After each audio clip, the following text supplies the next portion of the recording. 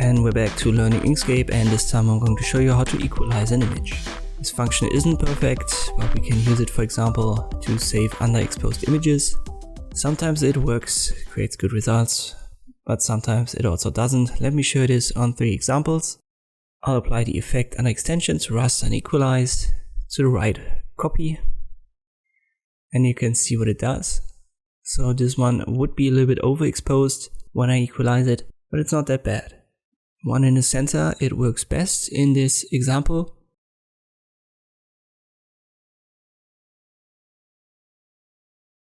We've got some overexposed spots now in the right one, but compared to the left one, the results are fine.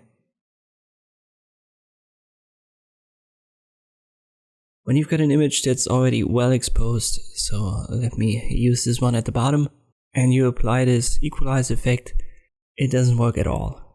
So let me show you what that does. Once again, extensions, raster, equalize. And what we get is a totally unuseful result.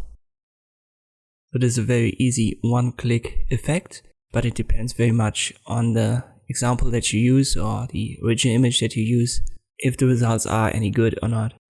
And this is what this equalize function in Inkscape is for. I hope this video was helpful. Thanks for watching, and I'll see you next time.